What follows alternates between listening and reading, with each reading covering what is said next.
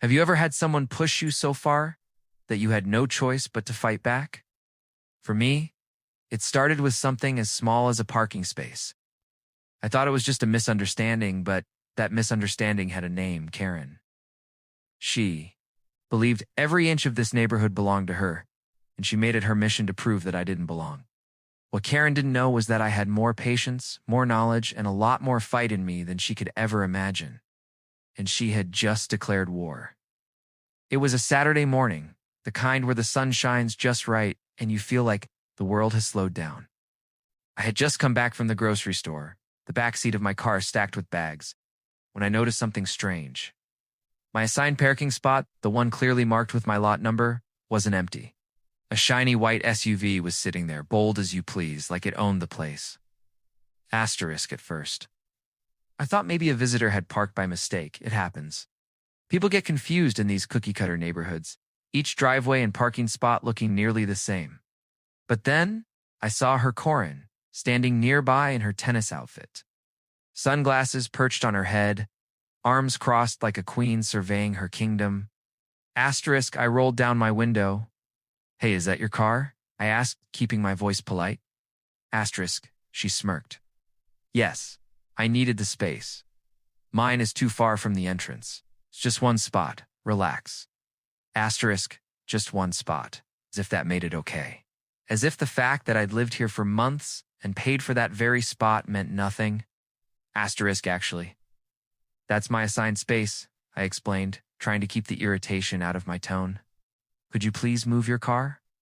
Asterisk, her smile didn't fade. "Look, everyone here knows I sometimes use this spot. Nobody's had a problem before. I'm sure you can park in the visitors area for now." Asterisk. I felt my jaw tighten. That visitor's lot was halfway down the block, always crowded. Definitely not part of what I'd signed up for when I bought this house. But Karen wasn't done. She leaned closer, her perfume hitting my nose like a wall. Asterisk. Besides, she added, I'm the HOA secretary. I can make these little exceptions. Asterisk, that was my first real taste of Karen's power play. She wasn't just parking in my space, she was testing me, seeing if I'd roll over like everyone else apparently did. Asterisk, I put my car in park, stepped out, and looked her dead in the eye. With all due respect, Karen, that's my spot. And you need to move your SUV. Asterisk, her smirk wavered for just a second, but then she laughed. You're really going to make a big deal out of this? Asterisk, yes, I said firmly, because it is a big deal. Asterisk, I didn't shout. I didn't lose control. I simply stood my ground. But that was enough to flip the switch in her. The Karen mask slipped. And suddenly she wasn't amused anymore. She was annoyed. Asterisk, you know, she said sharply. People who can't adapt don't last long in this neighborhood. Maybe you should think about that. Asterisk, and with that, she turned, tossed her hair over her shoulder, and walked off toward her porch, leaving her SUV in my space like a flag planted on conquered territory. Asterisk, I stood there. Groceries still in the backseat of my car, heat rising in my chest. I had two choices. Move my car to the visitor lot and let her win, or stand my ground and fight this ridiculous battle over a parking space. Asterisk, most people would have given up. But here's the thing. I'm not most people. Asterisk, I parked my car directly, behind hers, blocking her in. If she wanted to use my space, she was going to have to talk to me about it. Asterisk, it didn't take long. 20 minutes later, there was a sharp knock at my door. When I opened it, Karen was there with two HOA board members in tow. She looked triumphant, like she'd gathered reinforcements for a war she'd already declared herself the winner of. Asterisk this. Man is blocking my vehicle, she announced, as if she were in a courtroom instead of my front porch. Asterisk. I folded my arms. Correction. I'm parked in my assigned spot. You're the one trespassing. Asterisk, one of the board members, Jim, a retired teacher with kind eyes, shifted uncomfortably. Karen, isn't that lot actually his? Asterisk, Karen's face flushed, but she didn't back down. It's just temporary. He's being unreasonable. Asterisk. I handed Jim a copy of the HOA parking assignments. Yes, I'd kept all my paperwork. Call it habit from my years in law. Lot 32. That's mine. And her SUV isn't listed under visitor permits. Asterisk. Jim skimmed it, nodded, and looked at the other board member, Maria. She frowned at Karen. Asterisk. Karen, Maria said carefully. He's right. That's his spot. You can't just take it. Asterisk. Karen glared at me like I'd committed a crime against her personally. Fine, she snapped, spinning on her heel. 10 minutes later, the SUV was gone. Asterisk. I should have felt victorious. But standing there on my porch, watching her storm away, I knew this was just the beginning. Karen wasn't the type to admit defeat, not over something as small as a parking spot, and I wasn't about to back down. The war had started. The next few days after the parking spot showdown were quiet. Too quiet. I went about my routine, but every time I pulled into my driveway, I half expected to see that shiny white SUV sitting smugly in my space again. For a moment, I wondered if maybe Karen had learned her lesson. Maybe she'd finally realized that I wasn't going to play along with her games like the rest of the neighborhood. Asterisk. But I should have known better. Karen wasn't the kind of person to let things go. She was the kind of person who turned minor inconveniences into full-scale battles. Asterisk. It started with the notes. Asterisk. On Tuesday morning, as I walked out to my car, I found a neatly folded piece of paper tucked under the windshield wiper. It wasn't a neighborly apology as I half hoped. Instead, it was a typed message. Asterisk. Parking is a privilege, not a right. Violations will not be tolerated. Asterisk. I actually laughed out loud. No violations. I was the one who had been violated. She must have typed it up herself and slipped it there under the cover of night. I crumpled the note and tossed it in the trash. Asterisk. The next day, it happened again. This time the note was bolder. Asterisk. Your behavior does not align with the standards of this community. Consider this your final warning. Asterisk. Final warning? My blood boiled. Who did she think she was? Sheriff of the cul-de-sac? I didn't react. I wasn't about to give her the satisfaction. I went to work, came home, and minded my business. Asterisk. But Karen wasn't satisfied with silence. Asterisk. On Thursday evening, I pulled in after work to find her standing in her driveway with two of her friends, wine glasses in hand. She made sure to speak just loudly enough for me to hear. Asterisk. Some people just don't fit in here, she said, laughing. They think they can ignore the rules and bully their way into the neighborhood. It's embarrassing. Asterisk. Her friends giggled, their eyes darting toward me before quickly looking away. Asterisk. I clenched my jaw, ignored her, and carried my groceries inside. But the seed of frustration was already growing. Asterisk. That weekend, things got worse.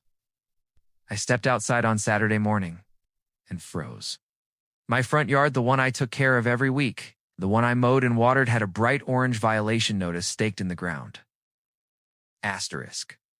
Grass height exceeds HOA standards. Immediate action required. Fine, $100.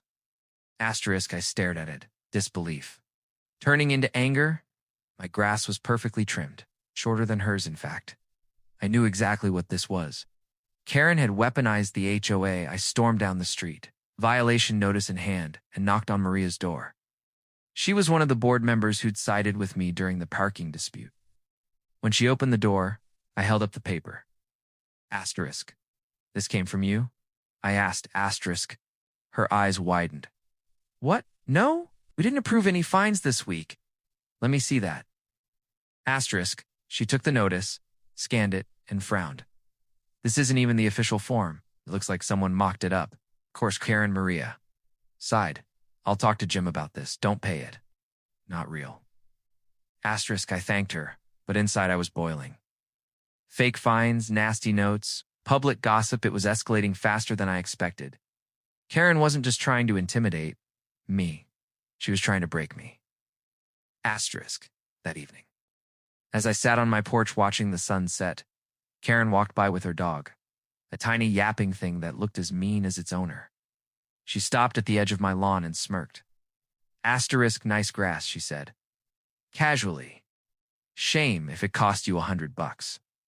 Asterisk, I stood ready to confront her, but she just tugged her dog's leash and sauntered off like she hadn't just confessed to the whole scheme. Asterisk. What? That was the moment I realized something important. This wasn't just about a parking spot anymore. Karen had declared war, and she was willing to use every dirty trick in the book. Asterisk. But she underestimated me.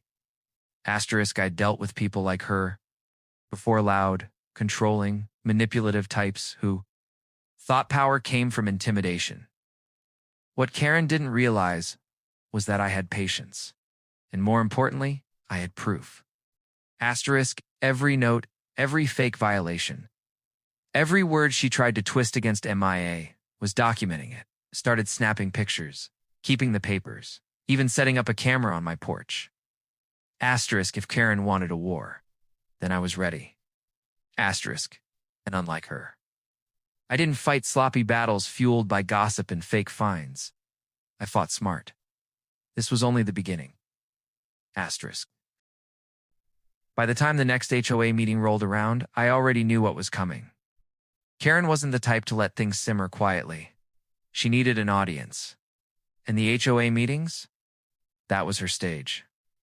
Asterisk, I walked into the community clubhouse on a Wednesday evening, the smell of stale coffee and disinfectant hanging in the air. The room was already buzzing with chatter, neighbors filling the metal folding chairs. At the front table sat the board members Jim, calm as ever, Maria, flipping through papers, and of course Karen sitting proudly in the center like she was running the entire show. Asterisk, the moment she saw me, her smirk returned. She tapped her pen against the table, whispering something to the neighbor next to her, and they both laughed. I ignored it and sat down near the back. Asterisk, the meeting began with the usual updates: landscaping budgets, pool hours, upcoming events. But it didn't take long before Karen shifted the focus. Asterisk, we need to discuss ongoing violations, she announced, her voice carrying through the room. She glanced at me, then back at the crowd. Some residents are disregarding the community standards, and it's creating a problem for everyone. Asterisk, whispers rippled through the room. I kept my face neutral, even as my fists clenched in my lap. Asterisk, she pulled out a folder, thick with papers, and spread them dramatically across the table. Here, she said, are repeated instances of noncompliance. Grass height, improper waste. Disposal, parking violations. Asterisk. That last one made me sit forward. Parking violations. She wasn't seriously going to try that, was she? Asterisk, I raised my hand. Excuse me, can I see those reports? Asterisk, Karen hesitated, clearly not expecting me to call her bluff. These are official HOA documents, she said quickly.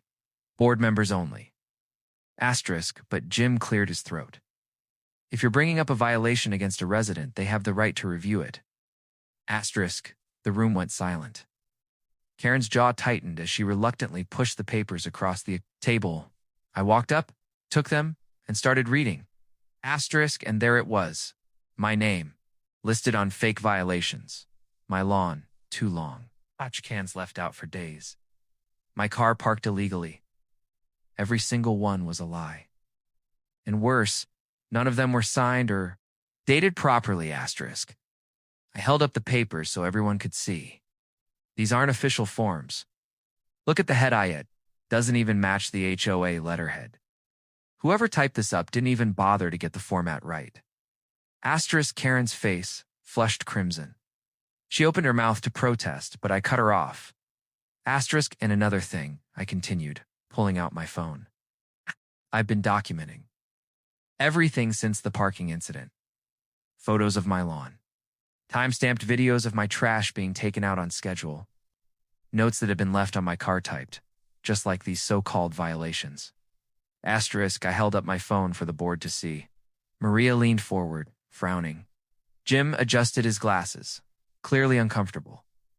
Asterisk, Karen, he said slowly. These don't look legitimate.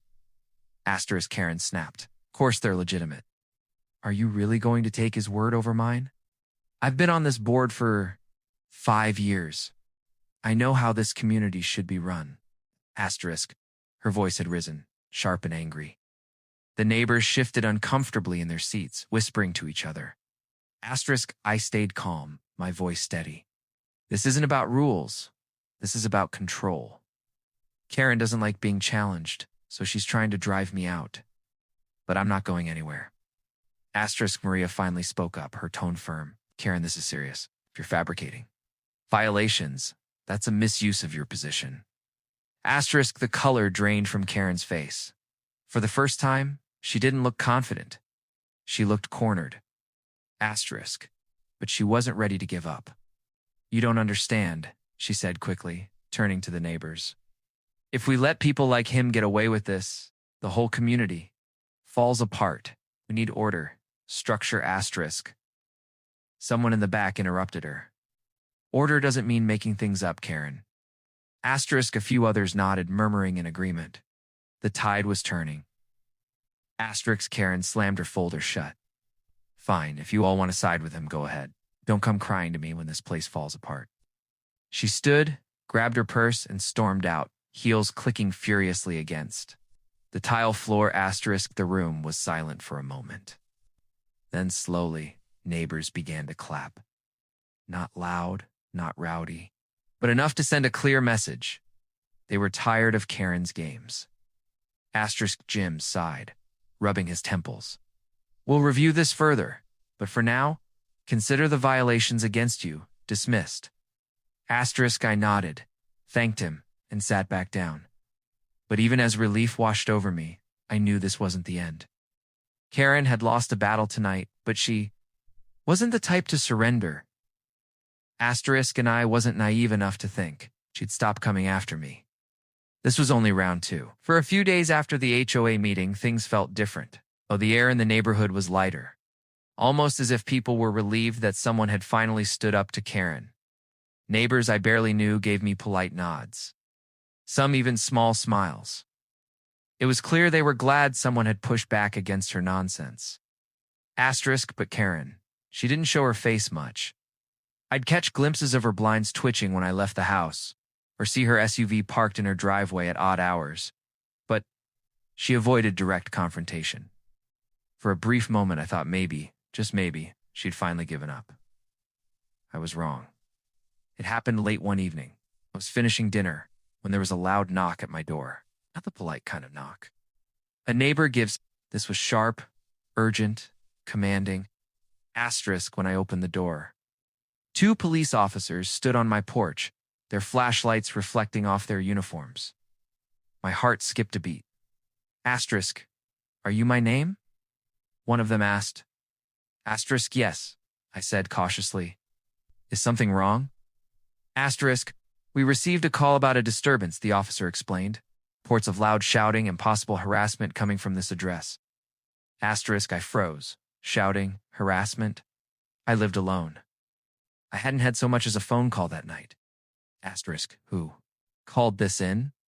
I asked, though deep down I already knew the answer. Asterisk, the officers exchanged a glance. A neighbor, one finally said. Karen. Of course. I took a deep breath, steadying my voice. Officers, I think I know what this is about. Would you like to come inside and see for yourselves? Asterisk, they nodded, letting them in. The house was spotless, quiet, the TV softly humming in the background. No shouting, no chaos. Just me, an empty plate on the table, and a half-finished glass of water. Asterisk, the officers did a quick look around, then returned to the living room. One of them sighed. Doesn't look like there's any disturbance here. Asterisk, that's because there wasn't, I said firmly. This is the second time my neighbor has tried to harass me, first with fake HOA violations. Now this. Using you to intimidate me. Asterisk, the officers exchanged another look. They weren't surprised. Something told me this wasn't the first time Karen had called them on someone. Asterisk, look. One officer said, his tone calmer now. We're obligated to respond to calls, but it's clear there's no issue here. I'll note this down in the report. If this keeps happening, you might want to file a formal harassment complaint. Asterisk, I nodded. Thank you, officers. I'll consider that. Asterisk, they left soon after, their car pulling away into the night. I closed the door, leaned against it, and let out a long breath. Asterisk, Karen had escalated again. And this time, she wasn't just playing HOA games or gossiping with neighbors.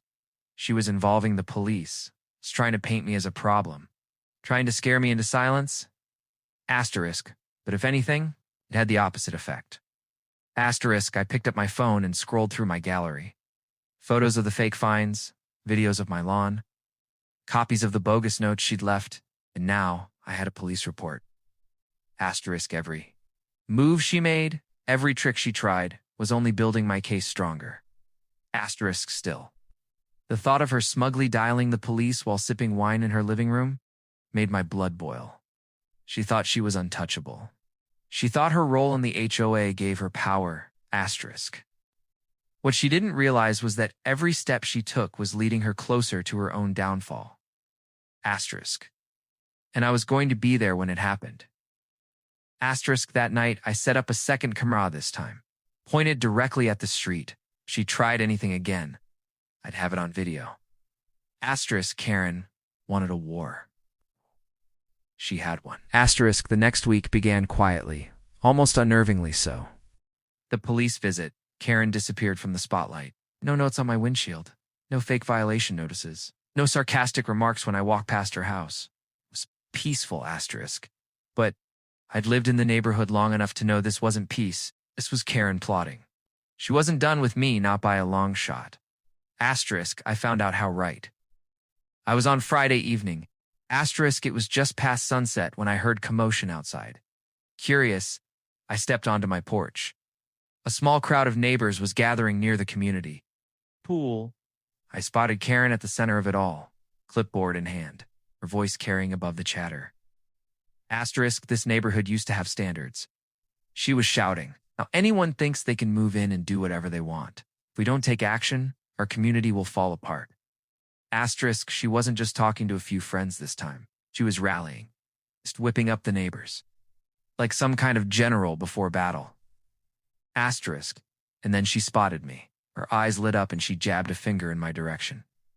Asterisk, Kim, the reason this community is falling apart. Asterisk, the crowd turned toward me. Their faces mixed, some skeptical, some curious. A few clearly uncomfortable. Asterisk, I walked forward, calm but steady, until I stood across from her. What exactly have I done, Karen? My voice loud enough. For everyone to hear, asterisk. You've disrespected the HOA. You've harassed board members.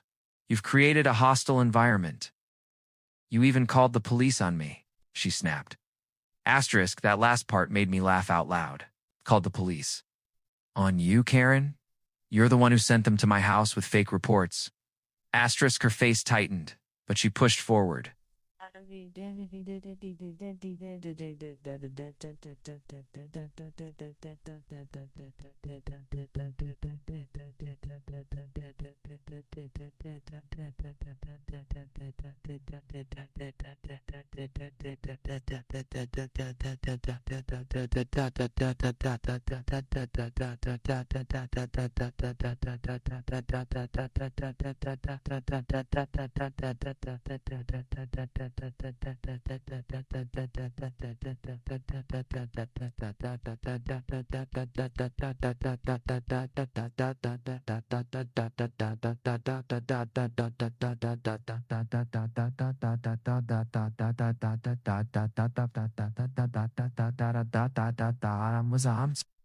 I have documentation, asterisk. I cut her off, pulling my phone from my pocket.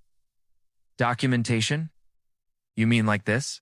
I scrolled through photos showing the crowd, the fake violation notices, the notes on my windshield, even the time-stamped video of my perfectly trimmed lawn.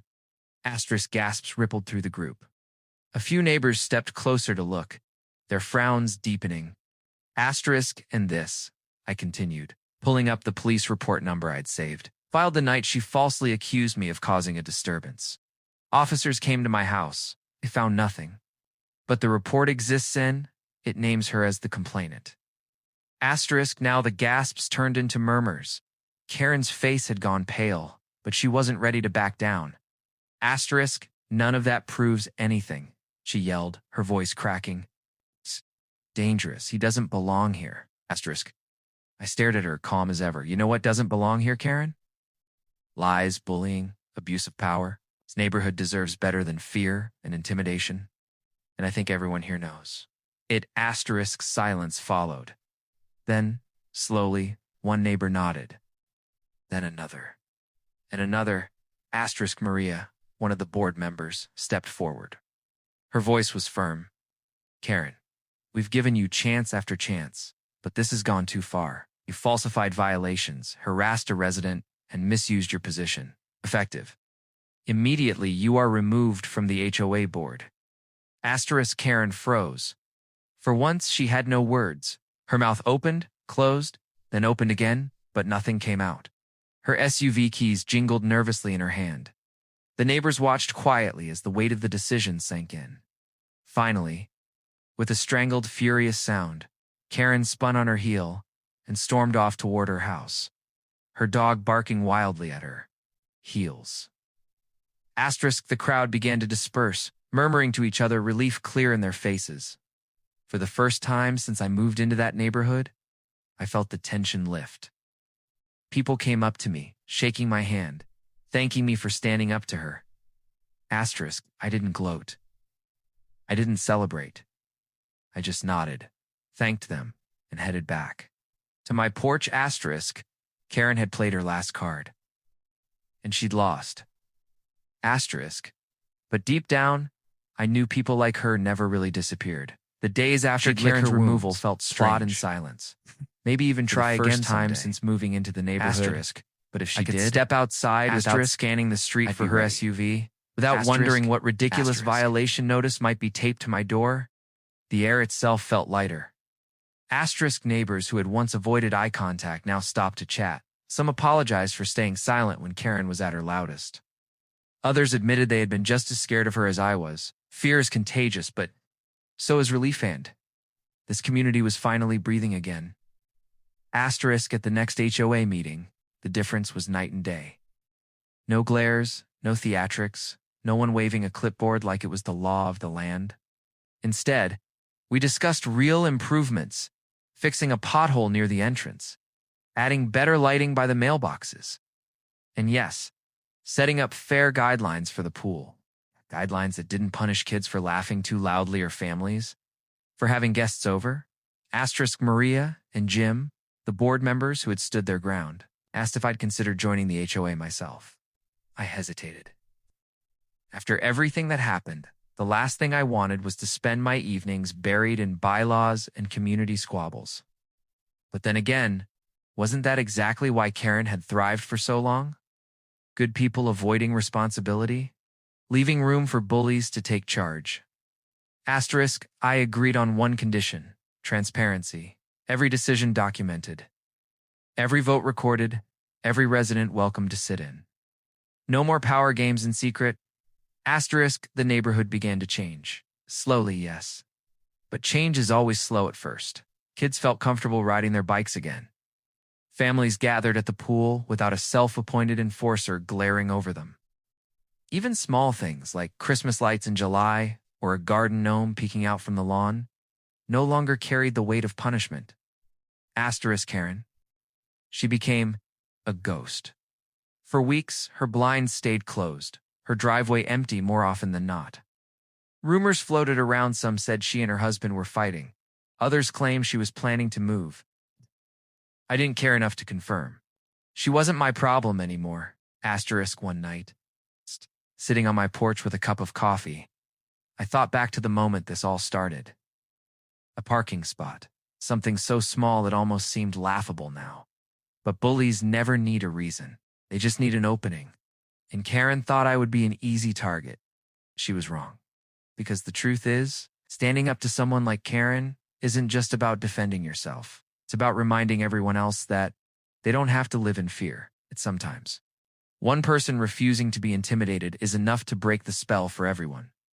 The neighborhood had changed for the better. And for the first time in a long time, so had I. So tell me, what would you have done if Karen tried to take your parking spot and turn the whole neighborhood against you? Have you ever had a Karen in your life who went too far? Share your story in the comments below, because I'd love to hear it. And if you enjoyed this one, don't forget to like, subscribe, and hit that bell so you don't miss what's coming next.